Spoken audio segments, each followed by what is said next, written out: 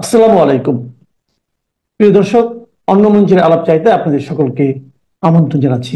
সারা দেশের মানুষের মনে নতুন করে এক রহস্যের সৃষ্টি হয়েছে, কারণ বৃহস্পতিবার এভার কেয়ার হাসপাতাল অর্থাৎ খালেদা জিয়া যেই হসপিটালটিতে চিকিৎসাধীন রয়েছেন সেই হাসপাতালের পাশে সেনাবাহিনী এবং বিমান বাহিনীর হেলিকপ্টার অবতরণ এবং উড্ডয়ন করবে। এবং এই বিষয়টি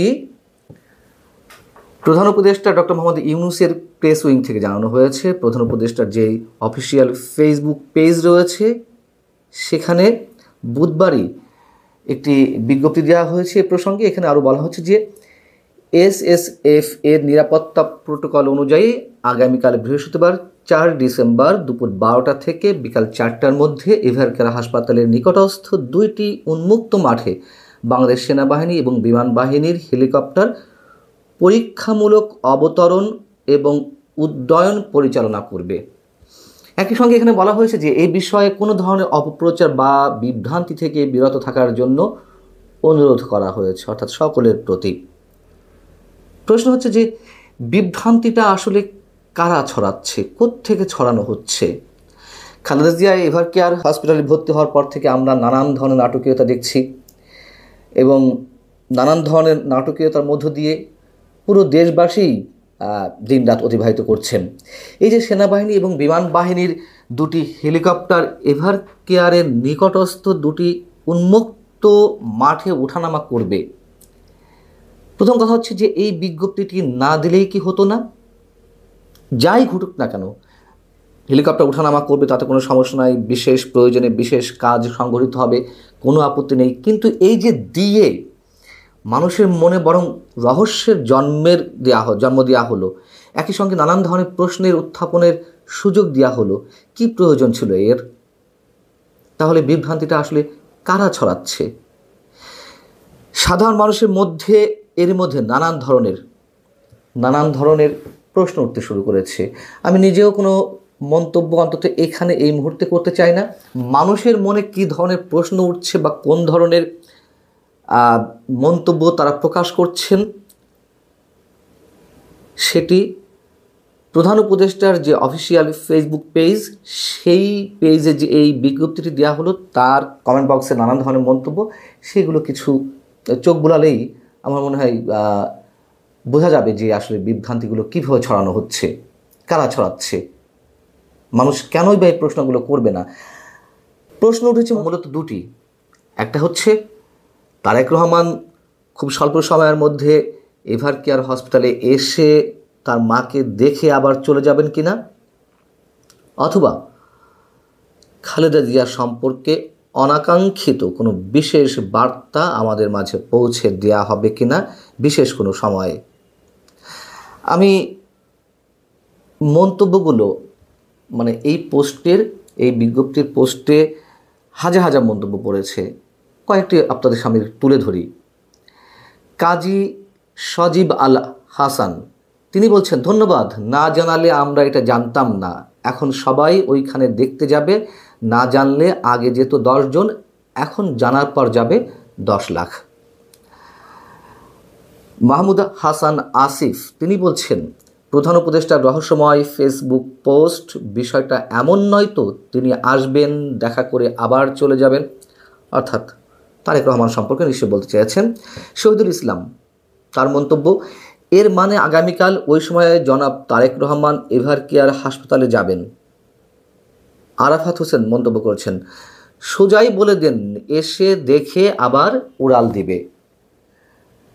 শাহিন আলম রিয়াজ তার কমেন্ট, বিষয়টা বুঝতে হলে সায়েন্স বোঝার দরকার নাই কাকু। আক্তার হোসেন মহিন বলছেন, রহস্যজনক পোস্টে বিভ্রান্তি হওয়াটাই স্বাভাবিক। ইউনুস মিয়া তিনি বলছেন, এমন একটি পোস্ট এমন সময়ে করে রহস্য ও মানুষের কৌতূহল বাড়ালেন। মোহাম্মদ ইয়াহিয়া মারুফ তিনি বলছেন, বাঙালি সবই বোঝে মহাজন, সোজা বলে দিলেই তো হয়, এসে দেখে আবার উড়াল দেবে। রিজভি তিনি বলছেন, এটাও হয়তো ম্যাটিকুলাস ডিজাইন। তানজিদ রানা তৌফিক তার মন্তব্য, সবই বুঝলাম, কিন্তু এভার কেয়ারের পাশে পরীক্ষামূলক অবতরণ উদ্যান কেন? রহস্য তো থেকেই যায়, ক্লিয়ার করেন ইউনূস সাহেব। মোহাম্মদ আব্দুস সালাম তার মন্তব্য, তাহলে বর্তমান সময়ে বেগম খালেদা জিয়াকে নিয়ে মানুষ মনে মনে যা ভাবছেন তাই সত্যি হলো, অর্থাৎ অনাকাঙ্ক্ষিত কোনো ঘটনাকে তিনি ইঙ্গিত করছেন। মোহাম্মদ সাইফুর রহমান তিনি বলছেন, ডক্টর ইউনূস আন্তর্জাতিক খেলোয়াড়, কোন সাইটে কোন সময়ে কিভাবে গোল হবে কেউ টের পাবে না। আপনারা মন্তব্যগুলো শুনলেন, আমার আর কিছু বলার নেই। এবং যদি সত্যি সত্যি খালেদা জিয়ার ক্ষেত্রে কোনো অনাকাঙ্ক্ষিত ঘোষণা আসে, সেক্ষেত্রে এই পদক্ষেপ অবশ্য ঠিক আছে। তার কারণ বিএনপি বা খালেদা জিয়ার যে অসংখ্য ভক্ত অনুসারী রয়েছেন, কোনো অনাকাঙ্ক্ষিত খবর পাওয়ার সঙ্গে সঙ্গে যে পরিমাণ মানুষের ভিড় হবে, ঢল নামবে, এভার কেয়ার হসপিটালের জন্য সেটি অবশ্যই সামাল দেওয়া কঠিন হয়ে পড়বে। এবং ওই জায়গাটিতে খালেদা জিয়া যেখানে আছেন সেখানে এই মানুষগুলোকে ফেস করা আইন শৃঙ্খলা রক্ষাকারী বাহিনীর জন্য নিশ্চয়ই মোটেও খুব স্বস্তিকর কিছু হবে না, এবং খুব সহজে সামাল দেওয়াও সম্ভব নয়। তারপরেও বলবো যে এই বিজ্ঞপ্তিটা না দিলেই কি হতো না? যা যা কাজ করার সেটি যাই হোক না কেন, দর্শক যে মন্তব্যগুলো করছে বিশেষ করে দুটি বিষয়ে, তার কোনোটা ঘটুক আর না ঘটুক, এটা তো কোনো প্রয়োজন ছিল না। মানুষের মধ্যে উত্তেজনা, উদ্বেগ, রহস্য, নানান ধরনের প্রশ্নের সৃষ্টি কারা করছে, কারা নাটকের জন্ম দিয়ে যাচ্ছে, মানুষের কাছে সব ক্লিয়ার হয়ে যায়। মানুষ এত বোকা নয়। আজকে এতক্ষণ আপনারা বুঝেছেন যে আমি কি বিষয়টা নিয়ে কথা বলবো। আমি হেডলাইনে লিখেছি 72 ঘন্টার ভিতরে কি ঘটছে বা ঘটতে যাচ্ছে, এবং থাম্বনেলে যে ছবিটা দেখেছেন এটা আসলে ইন্ডিয়ার বর্ডারের ছবি। এই ছবিটা এক্সক্লুসিভ একটা ছবি। থাম আপনার ব্যানার যে ছবিটা, এটা এক্সক্লুসিভ ছবি। এবং এই ধরনের অনেকগুলো ভিডিও, অনেকগুলো ছবি আমার কাছে আছে, কিন্তু সবগুলো আসলে এখন বিভিন্ন কারণে দেওয়া যাবে না। কারণ আমি ওই ভিডিওগুলো যদি প্রকাশ করে দিই তাহলে আমাকে আবার ইন্ডিয়াতে ব্যান করে দিবে, বিভিন্ন জায়গায় ব্যান করে দিই, কারণ এটা যুদ্ধক্ষেত্রে এই ছবি দেওয়া যায় না সচরাচর, যখন ওরা এখনো দেয়নি। এবং আপনারা এই যে কি ঘটবে সেটা বলছি, আপনার তার আগে আপনার এই ছোট্ট এই ভিডিওটি একটু দেখুন। بسم الله الرحمن الرحيم كتب عليكم القتال وهو كره لكم وعسى أن تكرهوا شيئا وهو خير لكم وعسى أن تحبوا شيئا وهو شر لكم والله يعلم وأنتم لا تعلمون صدق الله العظيم وقال رسول الله صلى الله عليه وسلم إذا تركتم الجهاد فسلط الله عليكم ذلة أو كما قال عليه الصلاة والسلام আজকে পাকিস্তানের ভূমি থেকে বাংলাদেশের ওই দাওয়াতি ভাইদেরকে এবং আপনার এই ভিডিওটি দেখলেন। এই ভিডিওতে যে ভিডিও বার্তাটা, এটাও প্রায় 3 মিনিটের। পাকিস্তানের মাটি থেকে মুজাহিদরা ঘোষণা দিচ্ছে, এবং এই মুজাহিদই বাংলাদেশে আছে। এই যে আপনার 2 দিন আগে একটা জিনিস খেয়াল করেছেন, 2 দিন আগে বিডিআর বিদ্রোহ নিয়ে বলেছে ইন্ডিয়া থেকে 1,000 লোক এসেছে, তার মধ্যে 900 জন ছিল, 70 জন কীভাবে আসছে কীভাবে গেছে এগুলো জানে না। তো বাকি 900 জন যে জানছো ওগুলোর ছবি আর কীভাবে আসছে কীভাবে গেছে এটা প্রমাণ করে দাও, সেটা দেয় নাই। আওয়ামী লীগের জড়ানো হচ্ছে। এদিকে খালেদা জিয়া হসপিটালে। খালেদা জিয়া এখন, গতকাল মেজর আখতারুজ্জামান, আপনারা আমার এই চ্যানেলেই দেখেছেন, মেজর আখতারুজ্জামান যা বলছেন উনি বেঁচে নেই। ওনার মৃত্যু যে হয়েছে এটা তো এখনো বলছে না। তা আমি ওনাকে বলেছিলাম যে 16 তারিখ ঘোষণা দেওয়া হবে কিনা, বিজয় দিবসের দিন খালেদা জিয়া মৃত্যু বরণ করেছে, বিজয়ের খুশিতে বাংলাদেশের, সেটা দিবে কিনা। এখন আসলে মৃত্যুর এই লাশ, যে উনি যে লাশ হয়ে বেরোবেন, এটা কি এরা এখন দিবেন না পরে দিবেন সেটা আসলে আমরা কেউই জানি না। আর মেজর আক্তারের কথা ধরে যদি আমরা মনে করি তাহলে হয়তো বিদেশ পাঠায়, ওখানে বলবেন যে এইখানে বলবেন যে লাশ হয়েছে। এই ধরনের ঘটনা যখন চলছে আসলে এরা কোনো রিস্ক নিতে চাচ্ছে না। কারণ হচ্ছে ওরা জানে যে দেশে একটা অরাজক পরিস্থিতির সৃষ্টি করা হবে যাতে নির্বাচনটা না হয়। মূলত ইনুস বাহিনী যেটা, ওই যে নির্বাচন নির্বাচন বলতেছে, এগুলো না। আর একটা কথা বলি, আপনি নির্বাচন আওয়ামী লীগ ছাড়া হবে না, যেহেতু আপনার সমস্ত মানবাধিকার সংস্থা, ইউনেস্কো, জাতিসংঘ, কমনওয়েলথ সবাই বলছি ইনক্লুসিভ ইলেকশন। যেখানে আগে ইউরোপিয়ান ইউনিয়ন বলছিল যে ওকে, কিন্তু এখন ইউরোপিয়ান ইউনিয়ন বলছে যে ইনক্লুসিভ হইতে হবে। ইনক্লুসিভ হইতে হলে আওয়ামী লীগকে লাগবেই। আওয়ামী লীগ ছাড়া ইলেকশন হবে না। তো এখন আসি যে ওই যে 72 ঘন্টা বললাম, আপনারা জানেন যে এর আগে আমি একটা ভিডিওতে দিয়েছিলাম, বলেছিলাম দুদিন আগেরই, যে কুমিল্লা থেকে অলরেডি 11 জনকে উঠাই নিয়ে গেছিল এটা জঙ্গি আস্তানা থেকে, এবং বাকি 2 জন বাংলাদেশ সেনাবাহিনী ধরছে এবং কিছু অস্ত্রশস্ত্র উদ্ধার করেছে। এটা হচ্ছে যে খলিলুর রহমানের সাথে যেসব কথাবার্তা হয়েছিল ইন্ডিয়াতে, এবং পরে উনি দোহা থাকতেই এই অ্যাটাকটা করছে। যে বাংলাদেশে যে 14টা ঘাঁটির কথা বলা হয়েছিল এই ঘাঁটিগুলোর মধ্যে এটা একটা। বিভিন্ন জন বলতেছে যে এছাড়াও অন্যান্য ঘাঁটিতে ড্রোন অ্যাটাক হয়েছে বা ইয়ে হয়েছে, তবে সেই বিষয়ে আমি আসলে 100% শিওর না। তবে এটা শিওর যে আগামী 72 ঘন্টার ভেতরে, তার মানে এমনও হতে পারে আজকে 3 তারিখ, কালকে পুতিন আসছে, পুতিনকে একদিন থাকবেন বা দুদিন থাকবেন 3 দিন থাকবেন এটা এখন আমি শিওর না, তবে ওনার সফরটা সম্ভবত 2 দিন বা 3 দিনের। তো 72 ঘন্টা এই জন্য বলছে যে হয়তো পুতিন এখানে থাকা অবস্থায় হয়ে যেতে পারে, অথবা পুতিন ফ্লাইটে উঠবে, এদিকে কাহিনী ঘটে যাবে। আপনারা খেয়াল করেছেন গতকাল রাতে, হ্যাঁ গতকাল রাতে বা পরশুদিন রাতেই ঘোষণা দিছে, নোটাম ঘোষণা হয়েছে 14,000 কিলোমিটার, যেটা আপনার পৃথিবীর ইতিহাসে এত বড় নোটাম আর কখনো হয় নাই। যে 14,000 কিলোমিটার ধরে কোনো দেশ কোনো অস্ত্র প্রশিক্ষণ বা অস্ত্র বিস্ফোরণ এগুলোর জন্য 14,000 কিলোমিটার নেয় না, পুরোটাই ব্লক।